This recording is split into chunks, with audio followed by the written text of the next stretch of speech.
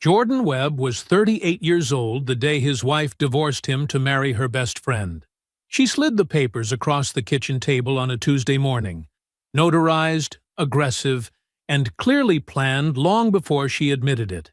She wanted the house, half his retirement, and spousal support based on a salary that hadn't reflected his reality in years. Jordan read every page without a word, picked up a pen, and signed. No argument, no tears, no scene. Adrienne had expected devastation. Instead, she got a man who capped his pen, told her she could have the house, and walked out the door. She celebrated at brunch the next morning with the man she'd chosen, who told her Jordan was solid, but going nowhere. 24 hours later, Adrienne's co-worker forwarded her a newspaper article. Jordan's photograph was on the front page. His name was attached to a $340 million city contract, and beneath it, a line about a real estate portfolio she had never once heard him mention. She called him immediately. He didn't answer. Before we jump into the story, comment where in the world you are watching from, and subscribe, because tomorrow's story is one you need to hear. The coffee had gone cold an hour ago. Jordan Webb knew this without touching the mug. He had made it at 5:52 a.m., carried it to his desk, and set it down beside a stack of municipal blueprints that covered most of the surface. Then he had gotten to work. The coffee stopped mattering somewhere around the third set of drainage calculations, and now it sat at the edge of the desk, pale and forgotten, a small white ring forming beneath it on the wood. It was 6:47 a.m. The house was quiet. Not peaceful quiet. Not the soft, early morning quiet of a home at rest. This was a different kind of silence, the kind that had texture to it, that pressed against the walls. Jordan had lived in this house for 7 years, and he knew every sound it made. The creak of the second stair, the way the kitchen pipes knocked when the heat kicked on, the small, particular sound of Adrienne sleeping, a barely there rhythm, almost no sound at all, but present, real. He had not heard that sound in a long time. He turned back to the blueprints. The project spread across 3 overlapping sheets. A transit corridor, redesigned for the city's east side. A job that would have seemed impossible 5 years ago to the men who kept passing him over for it. He had been the one to see the flaw in the original proposal. He had been the one to draw the revised load distribution by hand on a legal pad and slide it across a conference table without raising his voice. 3 weeks later, his name was on the contract. His name was on a lot of things now. Quietly, without announcement. The office reflected that. 2 framed engineering certificates hung on the far wall, both slightly crooked. He kept meaning to fix that. On the shelf above the desk sat a row of project management books, their spines cracked and soft from actual use. Beside them, a handwritten letter from a city council member, thanking him for a stormwater project he had completed for a neighborhood that couldn't afford to pay him full rate. He had never framed it. He had just kept it. Below the blueprints, tucked beneath the corner of a project folder, was a single folded document, a partnership agreement, his firm's letterhead at the top, his name in the signature line at the bottom, with a blank space beside it. He had read it so many times he could recite the key terms in his sleep. He had been waiting for the right moment to tell Adrienne, to sit her down with a good bottle of wine and show her what the last 15 years of quiet work had been building toward. He looked at the blank signature line. Then he looked at the window. The sky outside was the dark gray of early morning, not yet decided about the day. He had been noticing things for a while now. He was the kind of man who noticed things and said nothing until he understood them fully. Not because he was afraid, but because he had learned, a long time ago, that reacting to a crack in the wall before you find the source of it only makes the damage worse. The perfume had changed about 4 months ago. A warmer scent, more intentional. She wore it on weekdays. On the weekends she spent at home, she sometimes didn't wear any. That pattern had registered once, then twice, then settled into a fact he filed away without labeling it. Her phone. She laughed at it sometimes, a real laugh, the quick kind that escapes before you can decide if you want to share it. Then she would look up and remember he was in the room, and the laugh would soften into something neutral, and she would put the phone face down on the counter. He noticed that too. And the weekends. 3 times in the past 2 months, she had mentioned her sister. Errands to run together, a birthday dinner, a spontaneous overnight. Jordan had nodded each time.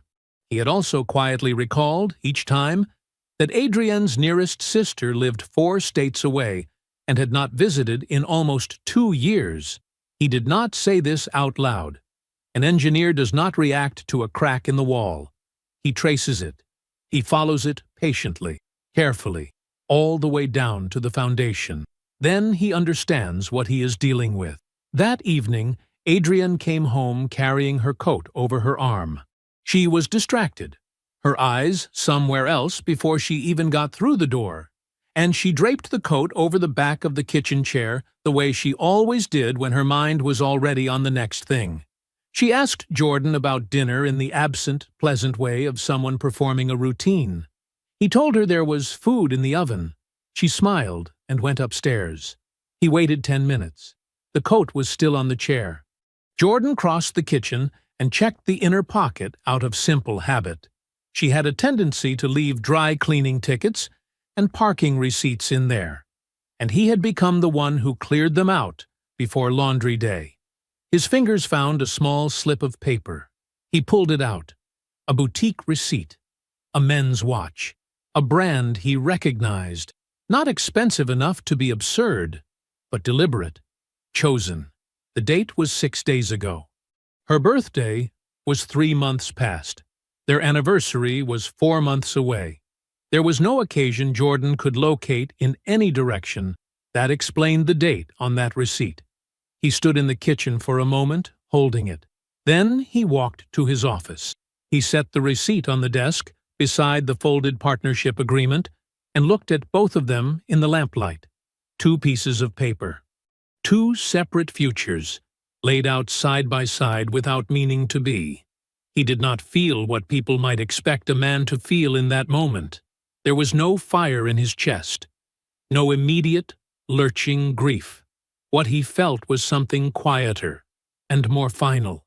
The specific sensation of a thing he had suspected becoming a thing he now knew. He sat down in his chair. Outside, the November wind moved through the oak tree in the front yard. Inside, the house was silent, in the way it always was now. Present, but hollow. A structure still standing with something essential already gone from its center. Jordan looked at the receipt one more time. Then he turned off the lamp and went to bed. The 2 pieces of paper stayed where he left them, side by side on the desk in the dark. She had set the table. That was the first thing Jordan noticed when he came downstairs. Not food, no plates, no mugs, just the table itself, cleared of everything except for a manila envelope near Adrienne's usual chair. She had even wiped the surface down. It gleamed under the kitchen light. Adrienne was standing at the counter. She was dressed, not for work, just dressed, with care. Hair done, the warm perfume. She looked composed in the way of someone who had been practicing composure for longer than today. "Sit down with me," she said. Not a question, not quite a command. Something rehearsed. Jordan pulled out his chair and sat. She sat across from him and folded her hands on the table. She took a breath. One slow, deliberate breath. And then she began.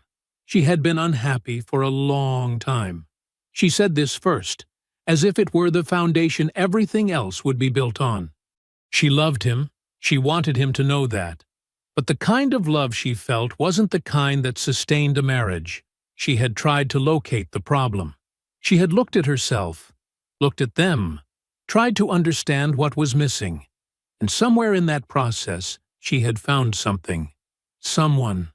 A feeling she hadn't had in years. She didn't want to be cruel about it, so she would spare him the details. Jordan listened to all of it.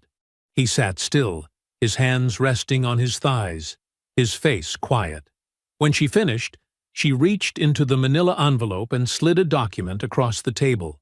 Thick, notarized on her side already, her signature clean and blue-inked on the final page. Her attorney had formatted it neatly. The terms were written in careful legal language that did not quite conceal what they were asking: the house outright, half the 401k, spousal support calculated against a salary disclosure he had filed 3 years ago, a number that had not reflected his actual income for the past 18 months. Jordan looked at the document for a long moment. Then he looked up at her. "Is it Brendan?" The silence that followed lasted less than a second, a half-breath.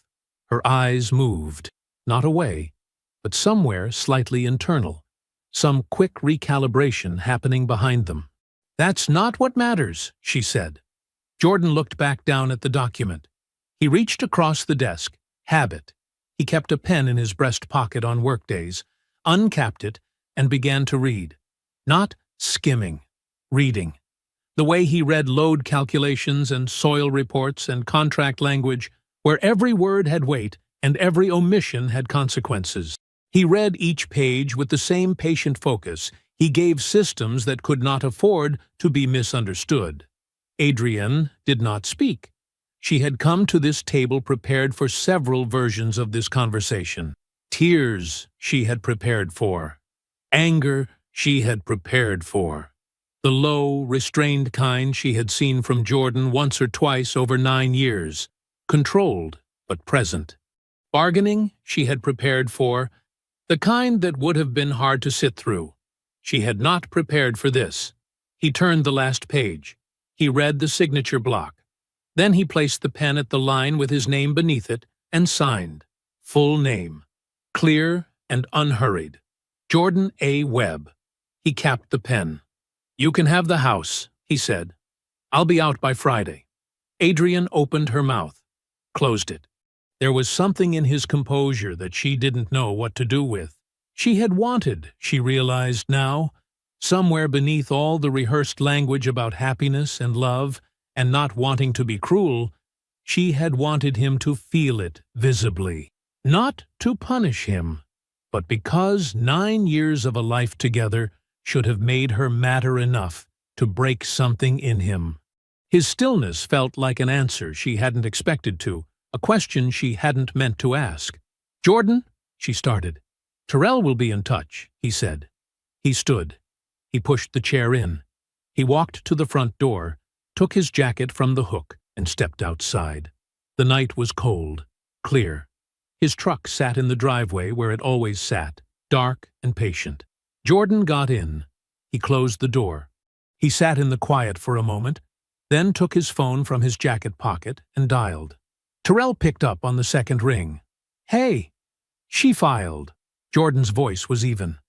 "It's Brendan. I need you on a call tomorrow morning." A beat of silence. Then Terrell said, "I'll be ready at 7. Jordan ended the call. He set the phone on the seat beside him.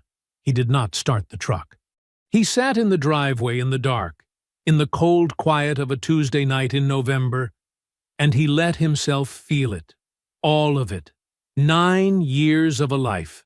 A kitchen table with a wiped surface and a manila envelope.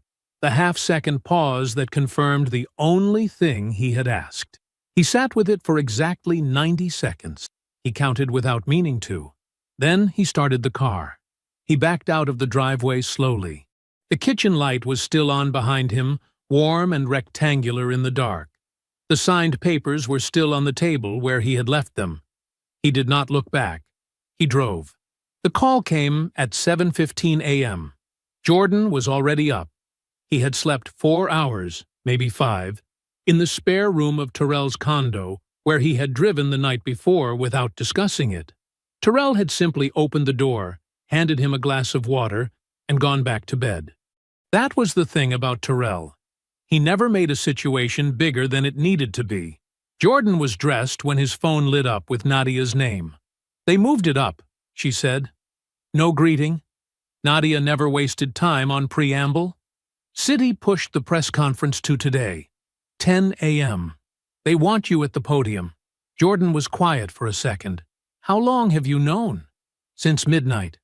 I let you sleep. A brief pause. You need to be there, Jordan. Your name is on the press release. The Business Journal piece runs this morning. I okayed the final copy last week. By noon, this is public. He looked at the window. Gray morning light. A Thursday, he had not planned for this. I'll be there, he said.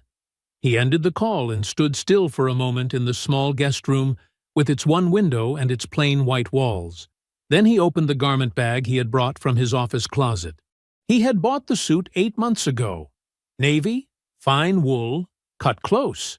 He had tried it on once in the store fitting room, looked at himself in the mirror for a long moment, and told the tailor to make 2 small adjustments. He had hung it in the back of his office closet when he got it back, behind the project binders and the spare hard hat, and he had left it there, waiting. Adrian had never seen it. He dressed carefully, took his time with the tie, checked his reflection in the bathroom mirror above Terrell's sink. The man looking back at him was composed, prepared. He had the steady, settled look of someone who had been ready for a long time. He drove to the press conference alone. City Hall's exterior steps had been arranged with a low podium, a city seal banner, and 6 chairs for the officials who would speak before Jordan did. A small crowd of journalists, a few photographers, and a cluster of firm colleagues stood on the plaza in the cold morning air. Nadia found him at the edge of the crowd. She looked at his suit and gave a single approving nod, the kind that communicated more than a longer comment would have. "You ready?" she said. "Yes," he said simply. When Jordan stepped up to the podium, a photographer for the Business Journal raised his camera. The council chair was beside him, hand extended for the formal handshake that would become the photo. Jordan shook it with the quiet confidence of a man who had earned the moment and spent no energy performing it. He spoke briefly and precisely. He described the project in the plain, clear language he always used, what it would do, who it would serve, how long it would last. He thanked no one excessively. He did not smile for the cameras. He simply stood at the podium in a suit Adrian had never seen and said exactly what needed to be said. The photographer's shutter clicked 3 times. Across town, at a restaurant with white tablecloths and weekend brunch energy on a Thursday, Adrian and Brendan sat in a corner booth. Mimosas, eggs, the quiet, warm relief of a decision finally made. Brendan had his arm along the back of her seat. He was in good spirits, loose and generous the way he always was when things were going his way. He said all the right things, that she was brave, that she deserved more than she had settled for, that Jordan was a good man. He was always careful to say that, always careful to be gracious, but not the right man, not a visionary. A solid man, sure, a man who would always show up and always do his work, but going nowhere beyond his desk and his blueprints. Some men were built for maintenance, not for ascent. Adrienne laughed at something he said. She felt light. She felt like herself. Her phone buzzed on the table at 11:43 a.m. A forwarded email from her co-worker, Dana. The subject line read, "Isn't this your husband?" She opened it. It was a Business Journal article, and at the top of it was a photograph of Jordan. At a podium, city seal behind him, a council official's hand in his. He was wearing a suit she had never seen. His expression was composed and certain in a way that stopped her breath for just a moment, because it was a version of his face she recognized and had somehow, over years, forgotten to look at. She read the headline. She read the first paragraph. She kept reading. Project lead. Equity partner. Webb and Associates, LLC. Substantial portfolio of local real estate assets accumulated over the past 6 years. She read it again. Then, a third time. Brendan was saying something. His voice reached her like sound through water. She set the phone face down on the table. "Excuse me," she said. Restroom. The restroom was single occupancy, small, and very quiet. She locked the door. She leaned back against the cool tile wall and looked down at her phone. She opened the article again. The photograph filled the top of the screen. Jordan at the podium. The suit. The council official. The city seal. Her thumb moved to his contact name. It rang once, twice, 3 times. 4. You've reached Jordan Webb. Leave a message. She stood in the locked restroom with the phone against her ear and the article open on the screen and said nothing. Through the wall, muffled and distant, she could hear the soft noise of the restaurant. Glasses, conversation, the ordinary sounds of a Thursday morning going on without her. Brendan was still at the table, still unbothered, still entirely unaware. She looked at Jordan's photograph and listened to the voicemail tone. The porch light was already on when Jordan pulled up. He had not called ahead. He never needed to. Claudette Webb had a particular sense about her son. Not mystical, not dramatic, just the specific attentiveness of a woman who had spent decades paying attention to one person with her whole heart. She knew when he was coming, the same way she knew when rain was coming. Something in the air shifted. He sat in the car for a moment. The house was small and brown brick, the same house he had grown up in, the same house she had refused to leave even after he offered to buy her something larger 3 years ago. She had looked at him like he'd suggested moving to another planet. "This house knows me," she had said. "I'm not starting over with a new house at 61. He got out of the car. The smell hit him when she opened the door. Rice and slow-cooked chicken, and something with onions that had been going for hours. The kitchen table had 2 settings, a glass of sweet tea already poured and waiting at one, a folded sheet of paper beside the plate. He recognized it before he sat down. The Business Journal article, printed clean, the photograph centered at the top, Jordan at the podium, the council official, the city seal.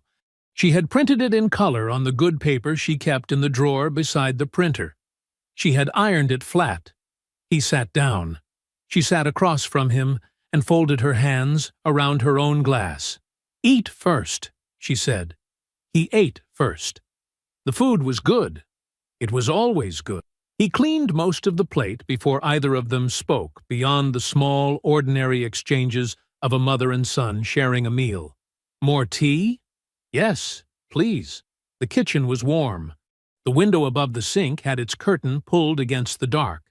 When his plate was mostly clear, Claudette set down her glass and looked at him directly. "I need to tell you something," she said, "and I need you to let me get to the end of it before you say anything." Jordan looked at her. He nodded once. She began. 14 months ago, she said. A Saturday afternoon. She had driven across town to pick up a prescription and decided to stop for lunch at a small restaurant near the pharmacy, a place she liked for their catfish and their quiet. She was seated near the window, and 10 minutes after she arrived, Adrian and Brendan walked in together and were seated across the room. Claudette had started to raise her hand, started to call out. Then she stopped, because it was the way they sat down. The way Brendan pulled Adrienne's chair out and let his hand rest on her shoulder for just a half-second longer than a friend would. The way Adrienne settled into it, like it was familiar. And then, 20 minutes later, while Claudette sat very still behind her sweet tea and her catfish, and did not look directly at them for more than a moment at a time, Brendan reached across the table, and Adrienne let him take her hand, and did not let go. Claudette did not go over to them. She paid her bill. She drove home. She sat in the driveway of this same house for 11 minutes before she went inside. The following week, she called Adrienne and asked her to come over. Alone. Adrienne had denied it first, then minimized it. Then, when Claudette laid the facts down as plainly as she laid everything down, Adrienne had gone quiet and said yes, that there were feelings, that she didn't know what to do with them yet, that she was begging Claudette genuinely begging her not to say anything to Jordan until she had figured it out. She said she owed him that. She said she needed time. Claudette had looked at her for a long moment, and she had agreed not to protect Adrian. She was clear about that, her voice even and unhurried across the kitchen table. She had agreed because Jordan was in the middle of the LLC formation, because the partnership agreement language still had 2 clauses she wanted a second set of eyes on, because she knew her son knew that if he found out in that moment, he would have reacted like a husband instead of like a man with something to protect. And reacting like a husband would have cost him. So she had done what she always did. She made herself useful in the dark. She called Terrell's estate attorney and arranged the consultation herself, telling Jordan only that she had heard good things about the firm. She co-signed the LLC paperwork under her maiden name, the way they had already been discussing, but she made sure it happened in those 14 months. Not someday. She sat with the partnership agreement for 2 weekends and flagged 3 sections she wanted him to walk her through before he signed. He had laughed and said she was going to make herself an honorary engineer. She had not laughed back. She had just pointed to page 7. When she finished talking, the kitchen was very quiet. Jordan sat with his hands around his glass. He did not move for a moment. "You knew," he said, "for 14 months. Claudette looked at him steadily. "And in 14 months," she said, "did anything happen to you that you weren't ready for?" He had no answer for that. He picked up his fork and finished his food. He stayed through the evening. They watched the local news. She refilled his tea without asking. At some point, she brought out a slice of pound cake she had made earlier in the week and set it in front of him without comment. Near 9 o'clock, Jordan stood and put on his jacket. He picked up the printed article from the edge of the table and looked at it one more time. He set it back down. "Tomorrow I meet with Terrell," he said. Claudette nodded. That was all that needed to be said. Terrell's office was on the 14th floor of a building downtown that smelled like carpet cleaner and ambition. Jordan had been here before, twice for business referrals, once years ago to review a contract for a property purchase. The receptionist recognized him. She offered coffee. He accepted. Terrell was already at the conference table when Jordan walked in. The divorce filing was spread across the surface in organized sections, each one separated by a color-coded tab. A yellow legal pad sat to the left. There were already 3 pages of notes on it.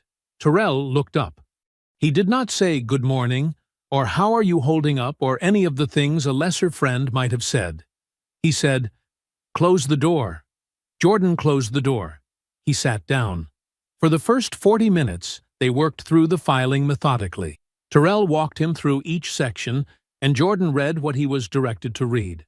The language was aggressive in the specific way of someone who had consulted an attorney before asking for the divorce. Not Adrian's instinct, but her preparation. She had been counseled on this, probably for months. Jordan noted that. He said nothing about it. He kept reading. Then Terrell slid a single sheet across the table and tapped it once with 2 fingers. "This account," he said. Jordan looked at it.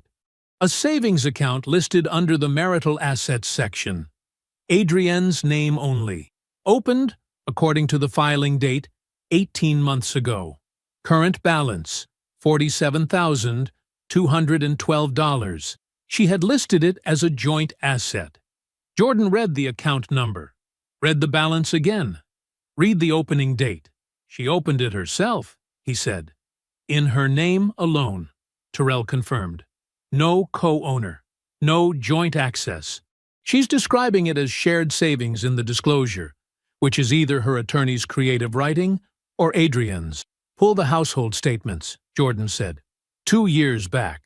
Terrell was already reaching for a second folder. 3 steps ahead of you. The household bank statements were printed in full, 26 months of them, stacked in chronological order.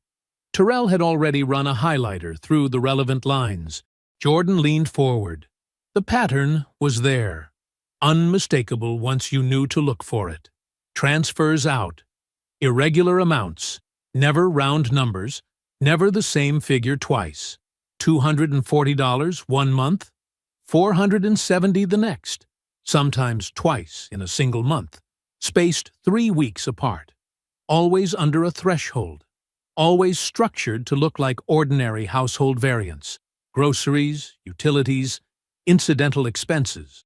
Nothing that would have flagged a second look from someone who trusted the person managing the accounts, which Jordan had, completely. He sat back in his chair and looked at the ceiling for a moment. 26 months of statements, 18 months of withdrawals that mapped, dollar by dollar, to the $47,000 sitting in an account Adrienne had opened alone. She had not woken up one morning and decided to leave. She had not been swept away by feelings she could not control. She had built a runway, measured, methodical, patient.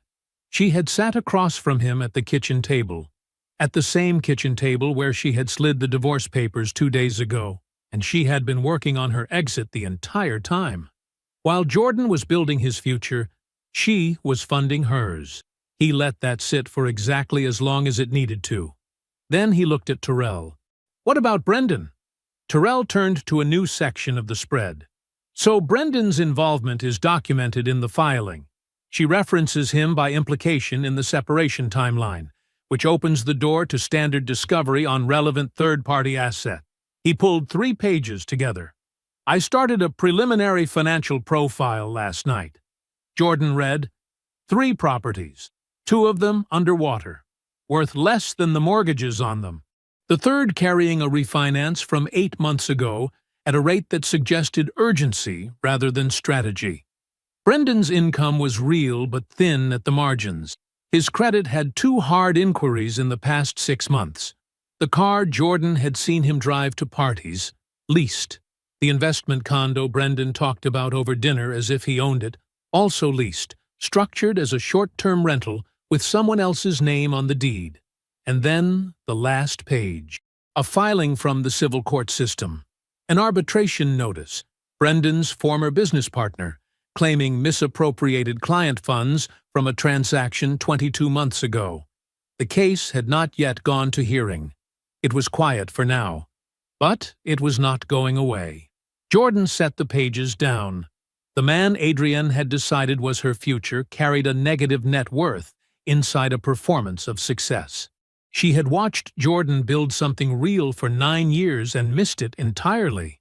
She had known Brendan for 12 years and apparently missed that too. "File everything," Jordan said. His voice was even. "Contest the asset disclosure. Counter the support calculation. Document the LLC assets as non-marital. All of it." Terrell was already writing. "Done." Jordan left the building at 10:30. He sat in his truck for less than a minute, not grieving, not angry, just still, in the way of a man who has looked at a complete set of drawings and now fully understands the structure he is dealing with. Then he put the truck in gear. He had a site visit at 11. Phase 2, planning. The work did not stop. It never had. The call came on a Thursday afternoon. Jordan was at his desk reviewing load calculations for a drainage corridor when his phone buzzed. Terrell. He picked up on the second ring. "You need to come in," Terrell said. No preamble. "I found something." Jordan set down his pencil. "Today?" "Today's better than tomorrow." He was at Terrell's office by 4 o'clock. The receptionist waved him straight through this time. Terrell was standing at the window when Jordan walked in, which was unusual. Terrell almost never stood. He was a man who thought better sitting down. He turned when Jordan entered. His expression was controlled, but only just. "Sit down," he said. Jordan sat. Terrell picked up a printed document from the table and held it for a moment before setting it in front of Jordan. 3 pages. A text exchange, printed in the standard recovery format Jordan recognized from legal proceedings. Timestamps on the left margin.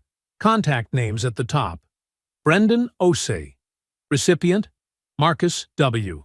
"Who's Marcus W.?" Jordan asked. "Mutual friend.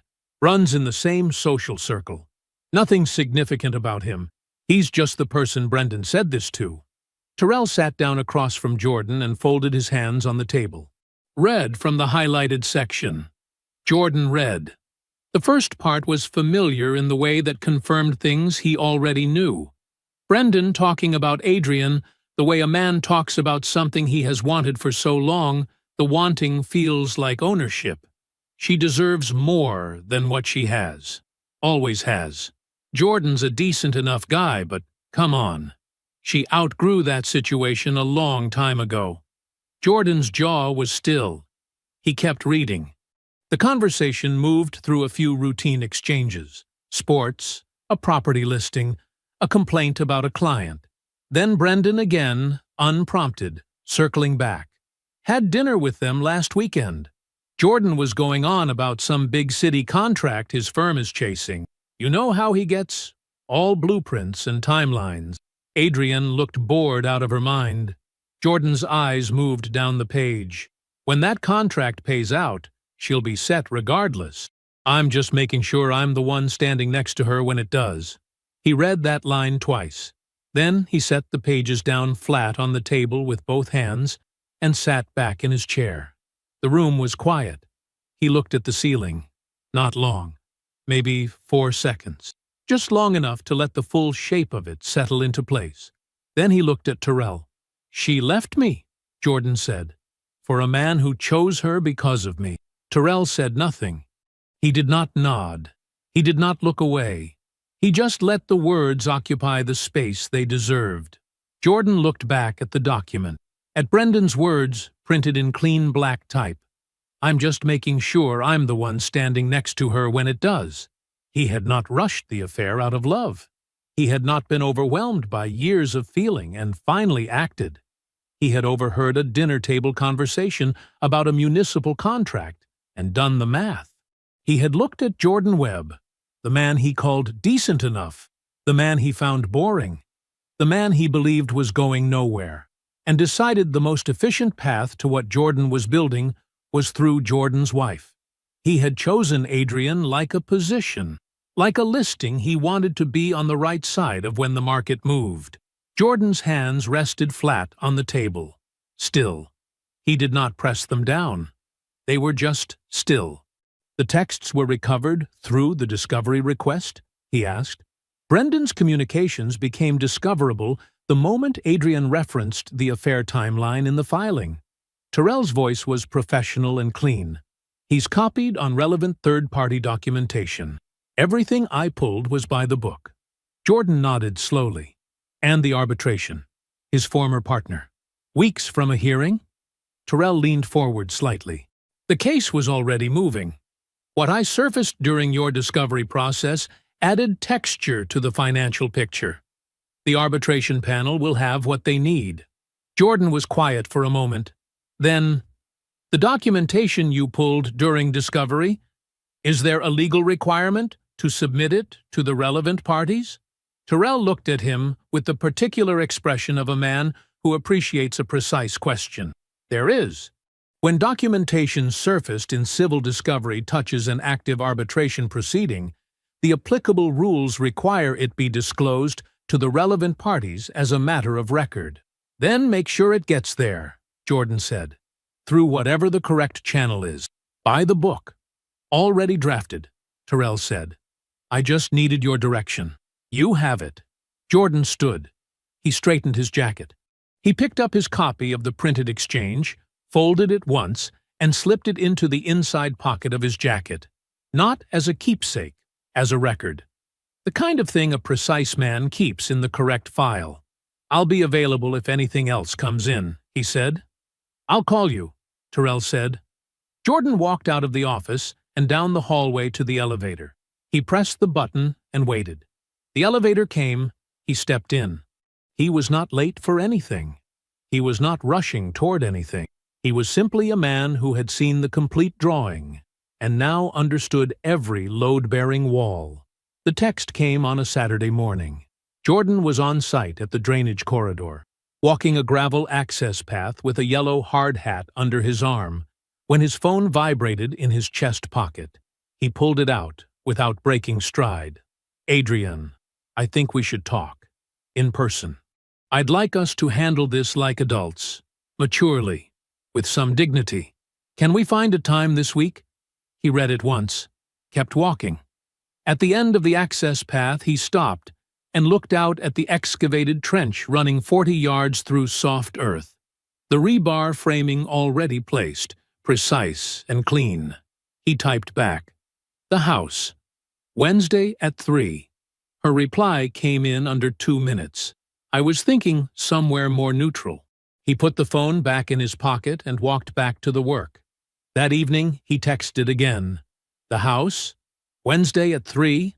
Let me know if that doesn't work." She said it worked. He made 2 phone calls on Wednesday morning, before the site visit. Before coffee, almost. The first was to a man named Gerald Park, commercial developer, third-generation family firm, the kind of man who wore the same style of watch for 30 years because he had decided it was correct and saw no reason to revisit the question. Jordan had known Gerald for 11 years. They had worked adjacent to each other on 2 city projects, shared meals at 3 industry dinners, and spoken warmly without ever quite becoming friends. That was the specific relationship Gerald had with a lot of people. He was reliable. He was careful. He had referred 3 listings to Brendan Osei over the past 2 years. Jordan reached him on the first ring. "Gerald?" "Jordan Webb." "Jordan." Genuine warmth. "I saw the announcement. That infrastructure contract is something. Congratulations." "Thank you. I'm calling about something personal." Jordan kept his voice even.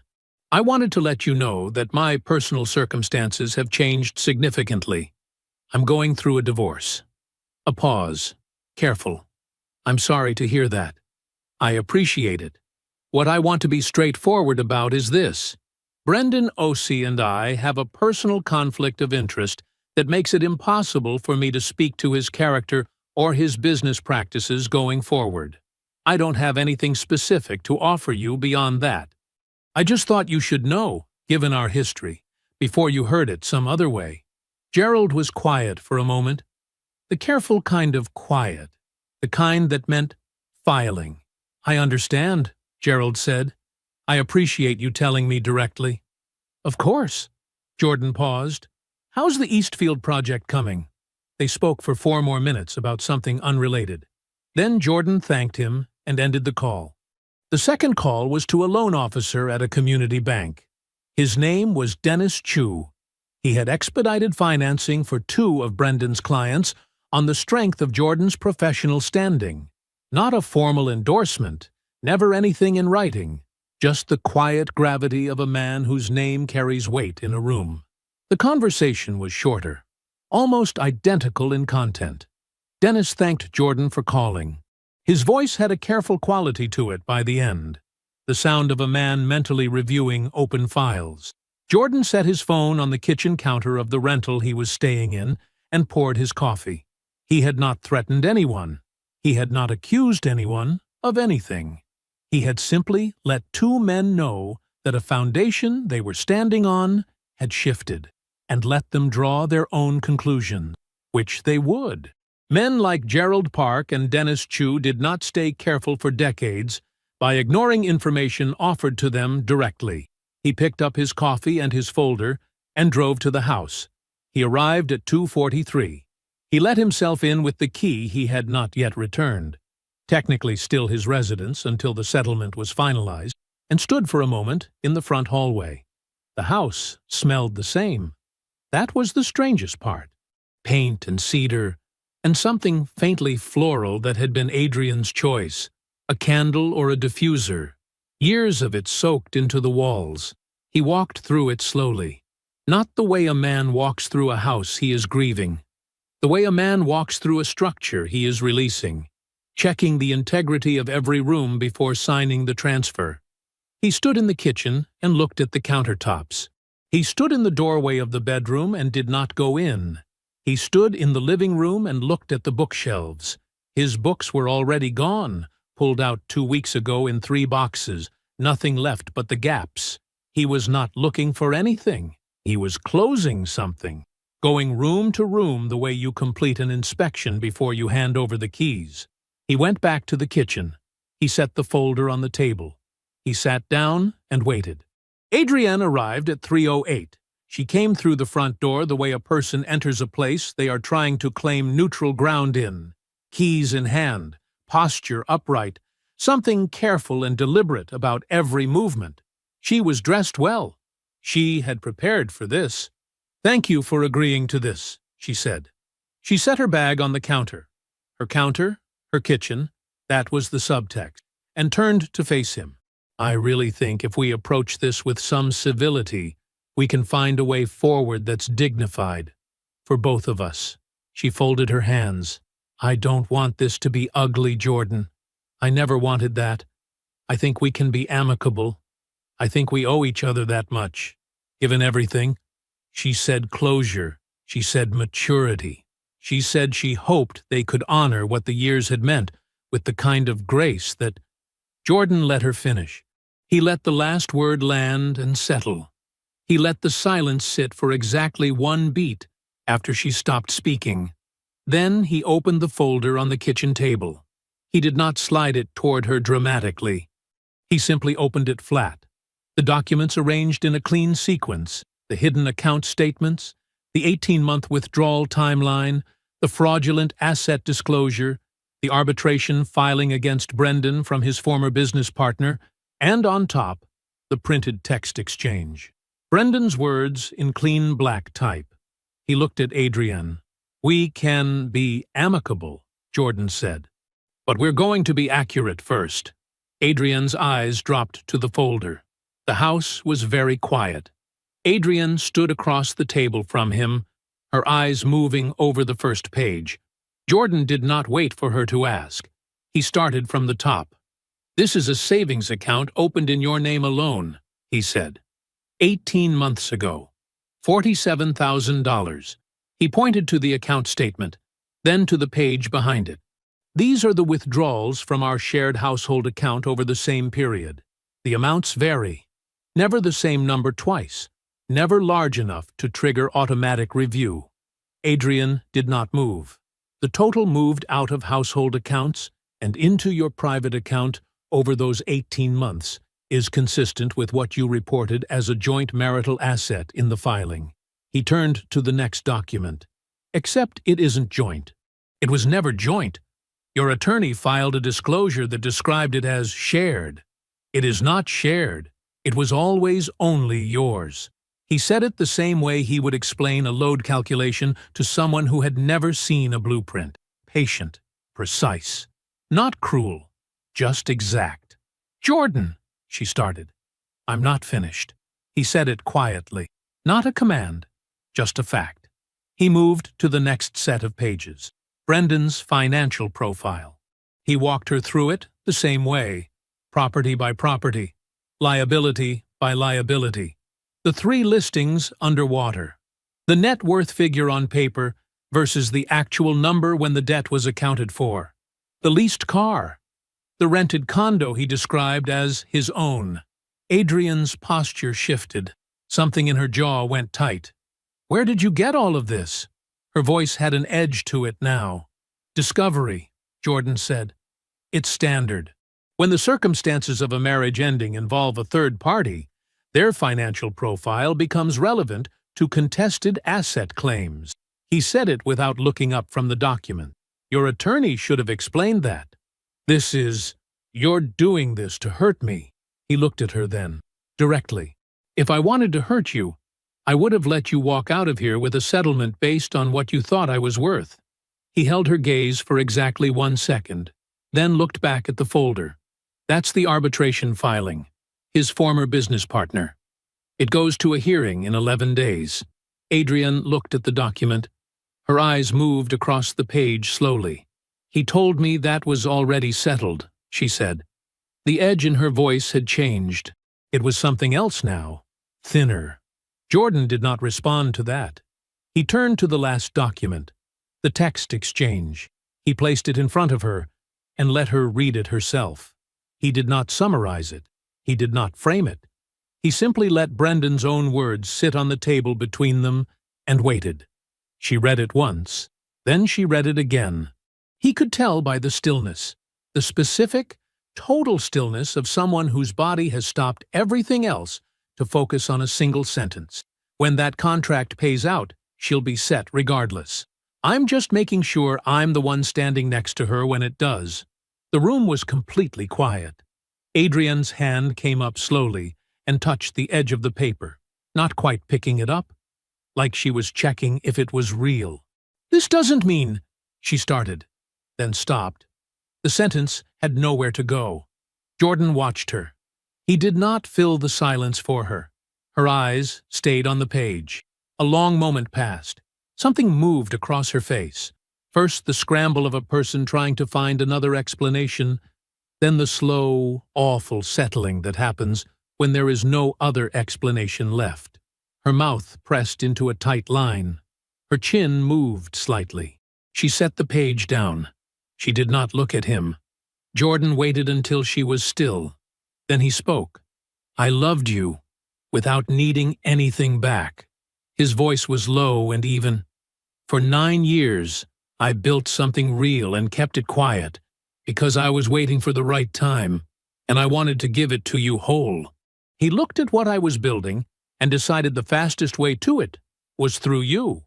He paused, not for effect, just to let each thing he was saying be its own thing. "You spent 9 years overlooking what I was, and 9 days deciding he was worth more." Adrian's eyes finally moved up to his face. "I genuinely hope you find what you're looking for," Jordan said. He closed the folder. He picked it up off the table and tucked it under his arm.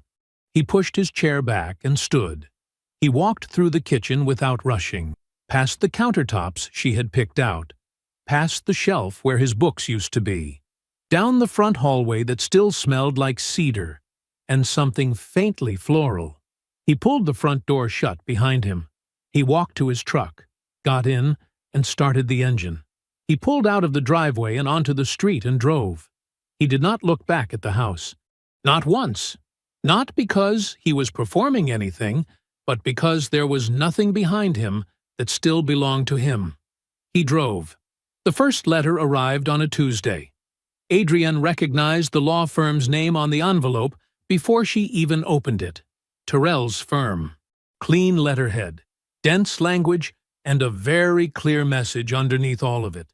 The disclosure her attorney filed was fraudulent. It was documented, and the revised settlement terms would reflect that. She called her attorney that afternoon. The conversation was short and uncomfortable. By the end of it, she needed a new attorney. The second one was sharper, more expensive, and less optimistic. She sat across from him in a glass-walled office on a Friday morning while he reviewed the counter-filing. He flipped through the pages without much expression, which she had already learned was not a good sign. "The LLC assets are excluded," he said. "There's no pathway to those. They were established independently, held under a separate entity, and there is no documentation of joint contribution." He turned another page. "The 401k claim is going to be reduced significantly once contributions are audited against the period of the marriage. What about spousal support?" He looked up at her over the top of the page. "Not at the income figure your original filing cited. His current compensation is a matter of record now. The support calculation doesn't survive that comparison."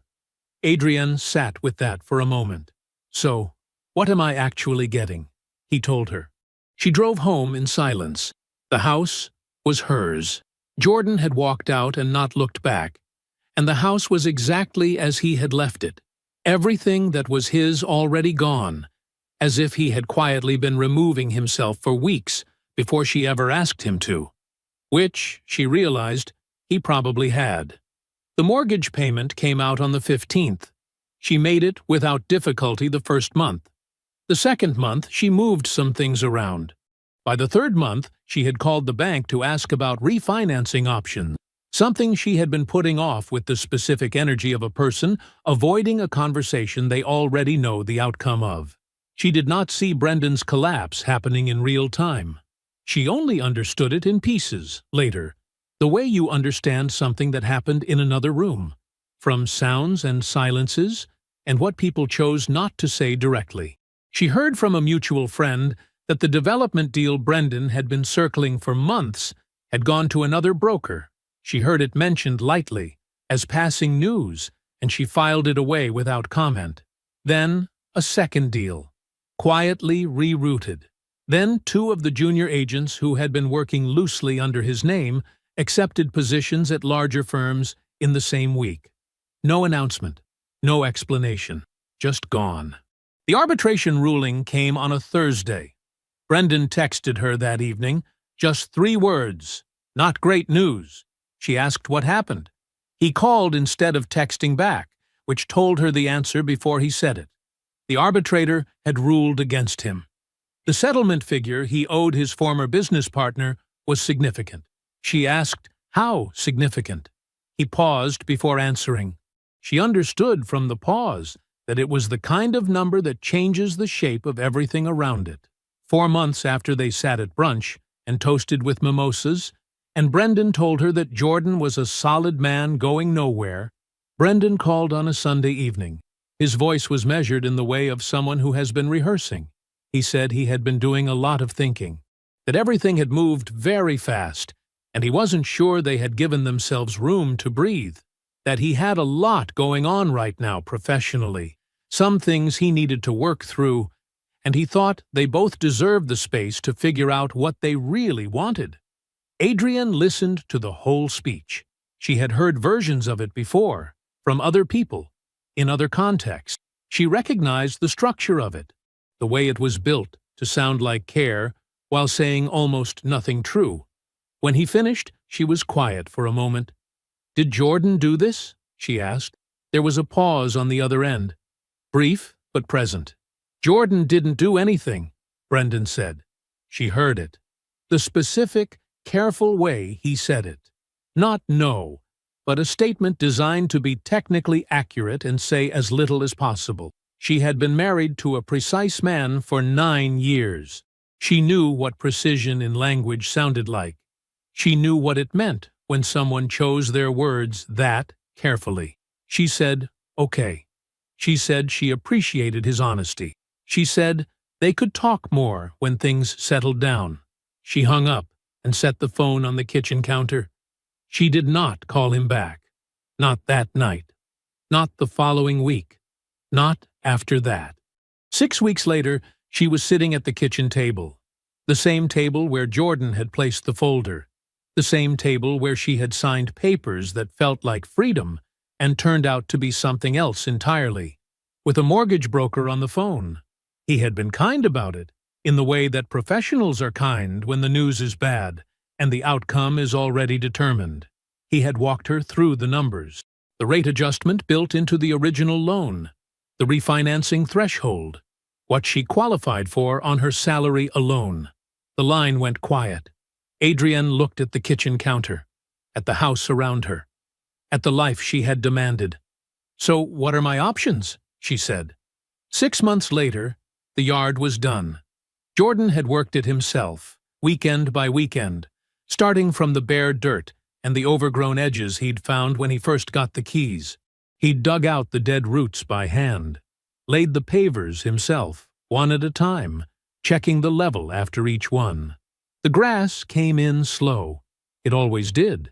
But by late spring it was even and thick and exactly the way he wanted it. The corner unit had good bones. That was the first thing he noticed when he walked through it, back when it was still just a property in his portfolio. One address on a list.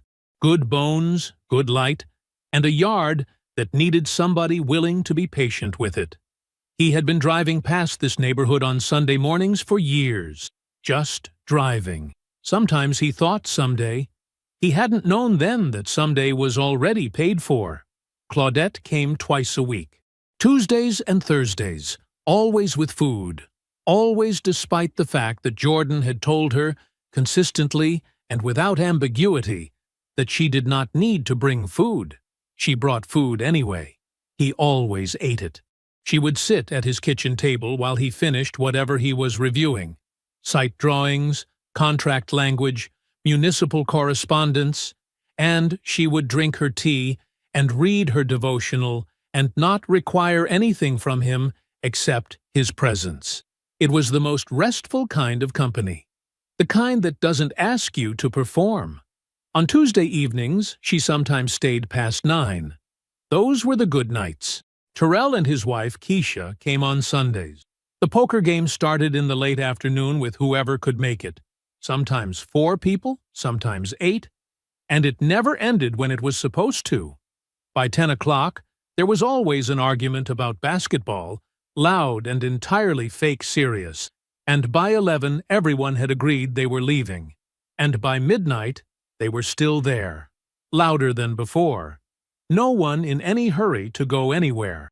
Jordan's house had become the kind of place people stayed in without planning to. He hadn't designed it that way. It just happened, the way good things do when you stop building for approval and start building for truth. 2 additional municipalities had reached out following Phase 1 of the infrastructure project.